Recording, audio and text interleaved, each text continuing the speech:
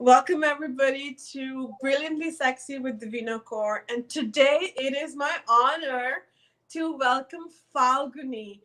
Falguni, thank you so much for joining us, Falguni Kaitra. How do I say your last name, Falguni? Katira. Katira, sorry. Uh, when my accent has changed since I've been in North America. लेकिन हम हिंदी भी बोल सकते हैं. So today we're going to try to speak mostly in English, but me and Falguni are, um, we speak Hindi, so we may switch a little bit. So we ask you for your patience and say thank you to you in advance. So Falguni is a transformational coach, an NLP practitioner, as well as a hypnotherapist. And I have so many questions for you, Falguni.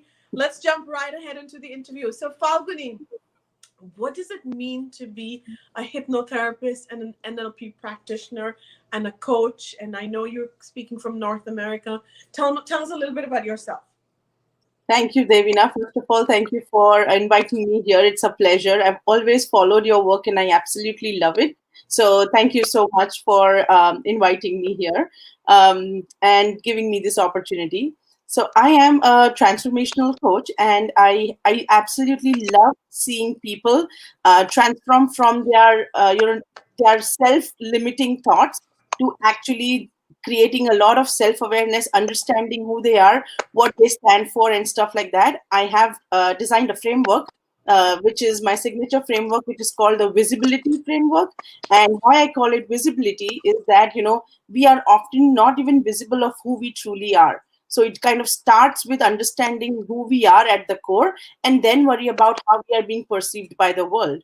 So that's essentially the idea of the program. And I practice NLP and hypnotherapy, and I've infused that into my transformation coaching program because I think it's just a beautiful way to help people get rid of negative emotions such as fear, anger, guilt, and whatnot, because those are so limiting, and those are the emotions that kind of impede our growth. So I really want to go down to the root of it, uproot it, so that we can be the human that we are and contribute towards the world that we are here for. Beautifully said. And Falguni, I'm a big fan of your writing, and I follow Oh, you on LinkedIn and on Facebook and on Instagram, and it's Falguni Kaitria. Kaitra. Katira. Katira, sorry. क्या हो गया मुझे यहाँ पे? I said, what's wrong with me? That's what I said in Hindi. So, and self-awareness is something that you speak about. It's something that is so close to my heart. And, we live in a world that tells us we're never enough. And we all have these programming, whether that's from family, that's from culture. We're born and raised in India, and we have our own programming. So, how do you help people overcome that programming, that unlearning, which is what the KAU in the UR stands for? KAUR stands for. Beautiful. So I think you were spot on that there is a lot of unlearning that needs to happen because we start gathering impressions, if you will, from early on before even we know that we are gathering them, right? So and some of them are passed on genealogically, some of them are from past lives, whoever believes in those. So these are all deep impressions that are there with us from lifetimes, or probably from our birth, even before we started to understand it. So it is important to go back to those times when we first kind of were introduced to that emotion, where we first went. How did the program get set? There has to be some start to it, right? So it is to the best of our ability, what we do is go back to the very beginning, the very first memory that I have of anger, for example. Go Mm-hmm. back to that memory and uproot it from there, because that is when the program was set. After that, every other time that I've been angry, I'm just repeating a pattern that my mind has already understood, right? So it is Mm-hmm. about, if I want to unlearn, I can't go back to yesterday when I got angry. That is just, it was not formed yesterday. It was formed maybe 5 years ago, 10, 20, how many ever years ago, right? So it is important to go back to that, which is what I do with my NLP practice and my timeline therapy. We go back to the time when we first recall being associated with that anger and being okay with it. And again, our mind, as I always say, and I'm sure you're following my 10 tips 10 days, I'm talking about the mind, which is because it is really important to understand the function of the mind.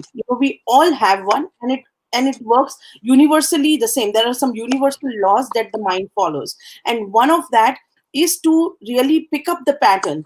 Is to understand what we are okaying with it with. So it is there to serve us, and it is waiting for our command. So if there is any situation where we are getting angry and where we are actually expressing that anger and okaying it in our head that it's okay, it was only okay for me to get mad at you. It was only, when we are doing that, then we are okaying it. So we are kind of now setting up a precedence in the mind that any time this situation occurs with anybody, repeat this pattern, right? So we keep on getting angry at everybody that kind of does a certain activity or something. So it is important for us to unlearn that. So to your point, it has been, you didn't even know the first time somebody took away your toy, maybe when you were 1 or 2 or 3, and at that time you formed a pattern of somebody taking something away is just is not very pleasurable to you. It is something that upsets you, right? So now your mind remembers that. So now when you're grown up and if somebody takes something away, you are still like feeling like the mind is kind of telling you that remember, you don't like this, you don't like this, and so it's about unlearning that. To your point, I think unlearning is the perfect word for it. So it's about going back to that root and unlearning from right there. So That's very interesting. Even after having all of this success in my life, I mhm. still feel like I find myself like anger is also a part of me, right? And Yep, I actually work with my therapist. I also have a coach, and I talk about this very openly that yep, we have to overcome who we are or our programming with the help of professionals. yep. And Falguni, I love what you do, where you bring in the Vedic um, teachings, and Vedic is the teachings from India. Falguni, tell us a little bit more about that, please. Yeah, absolutely. Thank you. You've done great research, Devina. I appreciate that. So yeah, have been born and brought up in India. So I've been brought up in the Vedic culture. I have had immense, opportunity to really dive into the Vedas because of my family background and such. So it has been a really What interesting. what is your family background? Because I'm born and raised in India, but I don't have that opportunity. So I want to know what your family Oh, background. sure. Sure. So my family has always had a very traditional religious background. I'm from a Gujarati family. So, we have always had the Bhagavad Gita was like the first book that I ever read, and I have strong recollection of that. And, there was a first book that was, taught to me by my parents in terms of stories and things like that. So those kind of things then kind of grew in me. I was then naturally curious to learn more. So, I would read the Ramayana and try to understand what that meant and so on. So it kind of helped me to understand. It's so deep and it is so universal in its approach. When and that was the biggest learning and the biggest attraction that I had. And that was the reason why I kept on going. I wanted to read and understand more because it applies to everybody. And more so when I left my own home country and came to a new country, I was like, people are still our languages are different. The way we may look or the things that we may eat, the food would be different, but I think coming back to the core, we are just the same. So it definitely helped me connect better with people around me, and it just gave me a new way of looking at life. So it just added a different perspective, and I'm really so glad about it. And then I got interested. I had some friends here that introduced me to their culture and their way of thinking, and it just again comes back to the same bottom line of be a good human, do good. I mean, those are just basic fundamentals that um, all the teachings are about. So for me, it was just a different. Truth is, I always say, truth is multidimensional. So for me, looking at it from one angle was beautiful, and then from the other angle, just added to its beauty more. And so it's just that. So Well, I have two questions. One is, does I know you're married, and I know I see pictures of you and your beautiful family on social media, and I admire that. Is your husband a part of your is he from the same culture, and how has you being so connected spiritually helped or not helped your relationship? oh, great question, Devina. So my husband is also from India, and he also shares the same belief system, the same cultural values that I have. which is great. He has just been extremely supportive. He may have not, spent the number of times and the hours that I have spent reading all this literature, diving into it. He definitely, is not as interested in that, but he definitely is a strong support system for me to be able to continue to do what I really love to do.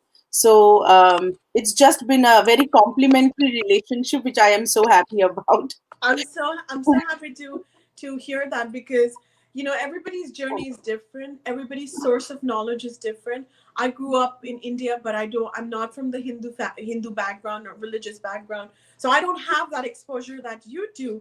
But being curious, being learning about yourself is the biggest gift that we can give ourselves, right? Especially right now, this time that we're going through. And like, thank you so much, Falguni, for sharing that. And my last question to you is, before I pull up the sexy brilliant cards, by the way, Oh, yes.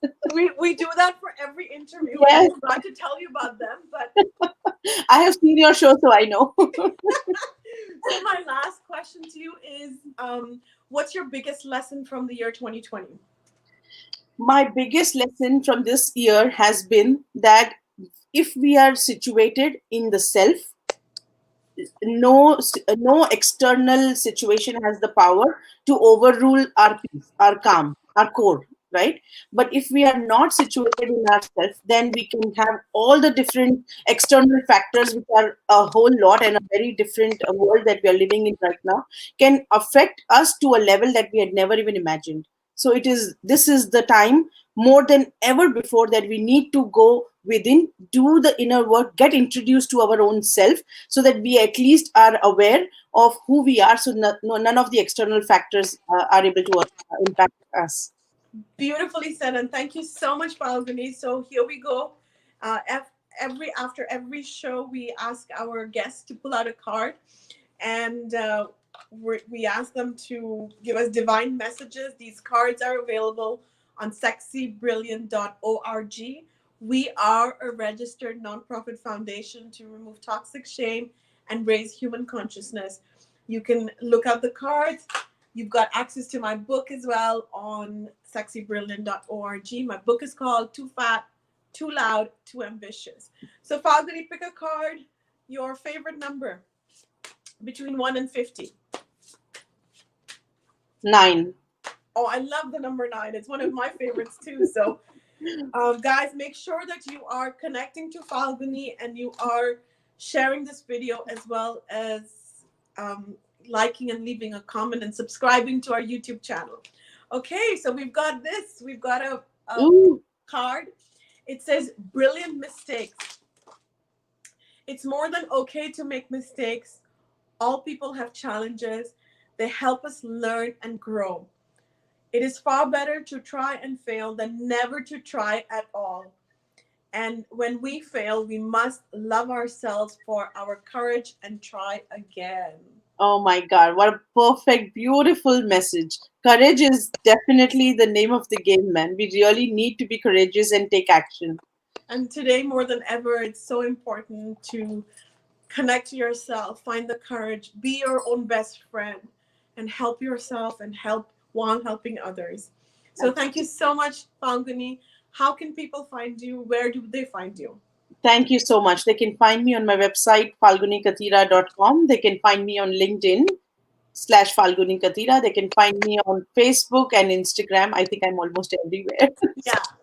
Guys, please connect to Falguni, and thanks for connecting to me.